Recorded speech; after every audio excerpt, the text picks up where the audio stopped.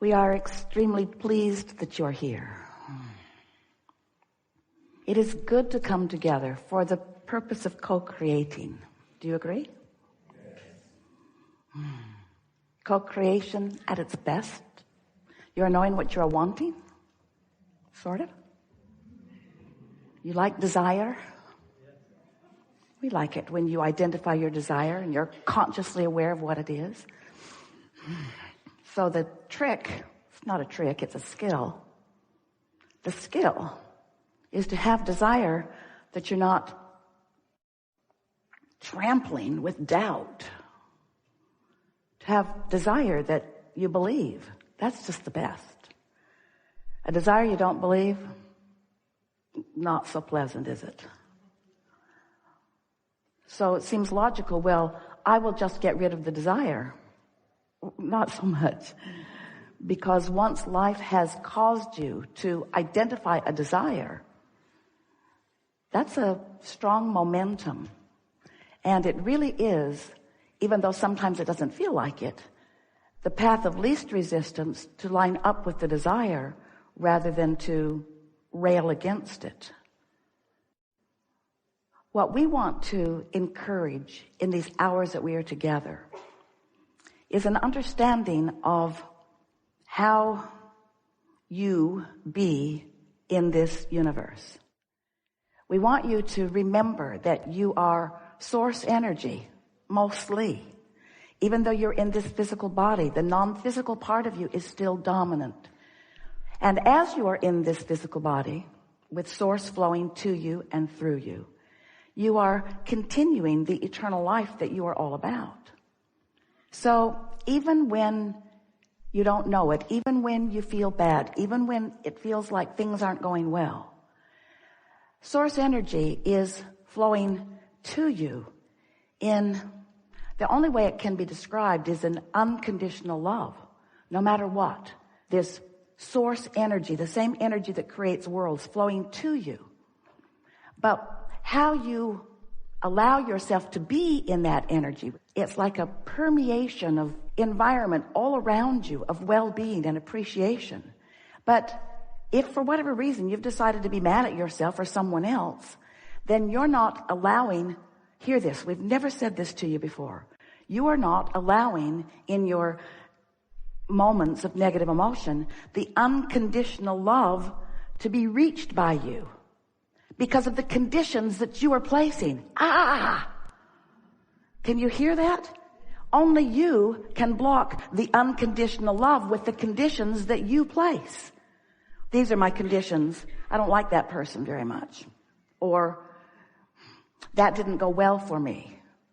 Or I lived something that was unpleasant. Or somebody in politics is doing something that I deem inappropriate. So as you place conditions on your love, all that happens is you prevent yourself from receiving the always flowing, ever surrounding, always, if you will allow it, penetrating love, clarity, abundance of well-being that is flowing to you at all times. So this gathering, we've called it a lot of different things. The science of deliberate creation, because we wanted you to be deliberate about what you were thinking. The art of allowing, because we wanted you to figure out how to be in that soft place of allowing this energy to flow. And these days, what we're really wanting to put emphasis on is you walking around all day in this body, offering a vibration which equals your point of attraction. So you are establishing a vibrational environment, a vibrational climate. It's like how the scientists prepare the petri dish so that they will be able to introduce something to it and grow in it just what they want to. You sort of kind of get that. You've got your own environmental vibrational thing going on. And what that amounts to is the degree to which you allow or don't allow the good stuff that source is flowing to you. That's it. So if you can get that when your kids misbehave and you shout at them because they deserve it, by your opinion and most of the books you've read,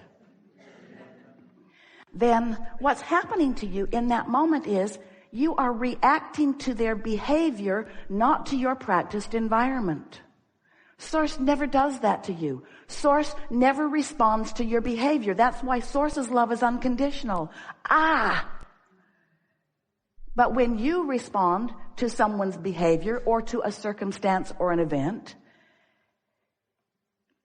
rather than to the practiced climate that you've established, that's when life gets kind of confusing, because that happens and you respond to it. And when you respond to it, it affects your climate. And when it affects your climate, it affects your point of attraction. So other things like it come to you. And then you start believing that this is just the way it is, because it shows itself to you that way over and over and over again. So why wouldn't you believe it? That's the way it is. They would consider you to be in denial, fabricating things, making things up. And we say, yeah, do that. Tell it the way you want it to be. Practice the environment. Create your vibrational reality. Create your vibrational climate. And then watch what comes. Esther remembers watching Groundhog Day the first time. Her father's birthday is on Groundhog Day. So Groundhog Day has always been fun in their family. Then the movie Groundhog Day came out. Have you seen it? If you're alive on this planet, you have. Where every day starts over again. And the guy just got better and better at navigating through the day as he remembered what happened yesterday and adjusted to it. And that's, in a very bulky sense, what we're encouraging you to understand about your vibrational climate. You've created the climate, whether you know that you have or not, and everything that's coming to you is coming in response to your vibration, because that's the way this universe runs. Law of attraction says that which is likened to itself is drawn, and there's no law other than that law that is affecting your experience. You get what you are thinking about, whether you want it or not. That's just the way it is. So what you've practiced to be your vibrational countenance relative to money, relative to relationships, relative to home or business or life, relative to every subject in the world, what you've practiced yourself into thought about equals your vibrational environment. And then the universe, the world, the people around you, the circumstances and events, they can only show you what you've created. So everything that comes to you isn't about what anybody else is doing. It's about what you've got going on vibrationally. And of course, we acknowledge what you've got going on vibrationally is a lot about what you're observing out there, because you're often letting what you're observing out there affect what you're doing here. But you don't have to. There's this momentum thing that happens, though. Once it gets going, it's just easier to let it go that way, because it's difficult to turn it around. So we want to talk about momentum. We want to talk about deciding how you want to feel. We want to show you how to get this vibrational climate around yourself in an attitude that you'll like what flows into it. Because when you're in this vibrational place that is in sync with who you really are, your emotions raise from pure satisfaction to true passion and enthusiasm for life. You feel clear and sure and interested in life. You feel fun. Your timing is good. You feel vitality. Everything about your world feels good to you once you deliberately prepare your vibrational environment to be the receiver of the things that it must receive, because law of attraction will not give to you something that you have not practiced. We always like to put this analogy in early in our conversations with you. Sometimes it is as if you are saying to us, Abraham, I've jumped out of an airplane and I don't have a parachute. Would you please advise me as what to do now? And we always say, hang on, it will be over in a little while.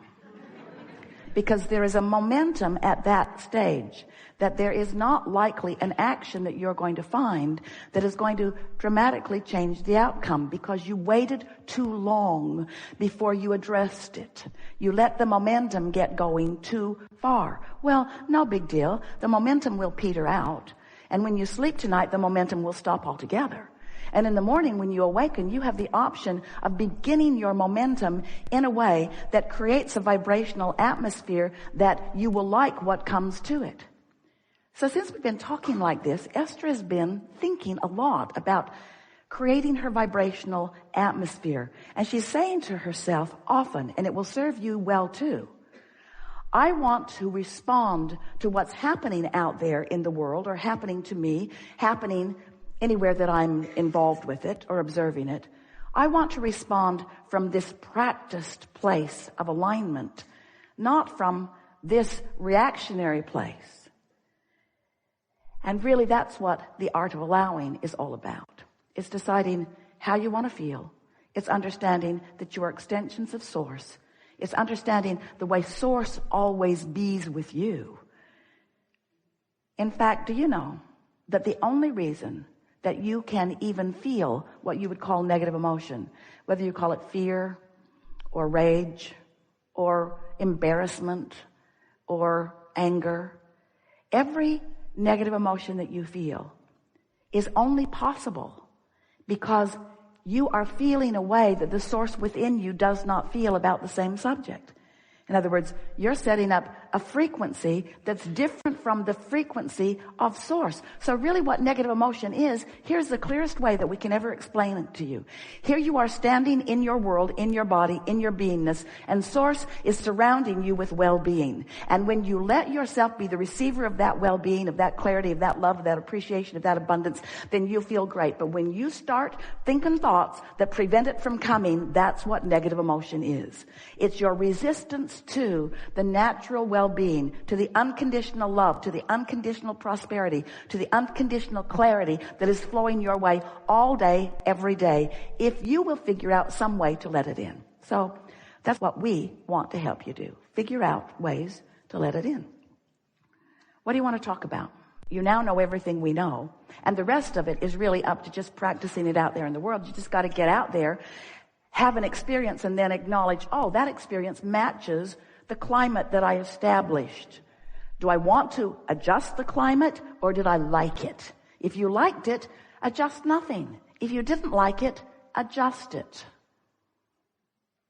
Got to be asking how. We'll talk about it all day. We've enjoyed this interaction more than you have. Because we're already down the road into the clarity that you are in the process of discovering. It's exhilarating to us to play with you in this way. You are a unique and magnificent collection of consciousness. Oh, never been a day like this. Never been moving forward like this. Never been alignment like this.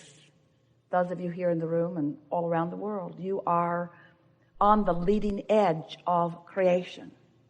Most important, you have discovered today what alignment feels like unconditionally. That is the key, isn't it?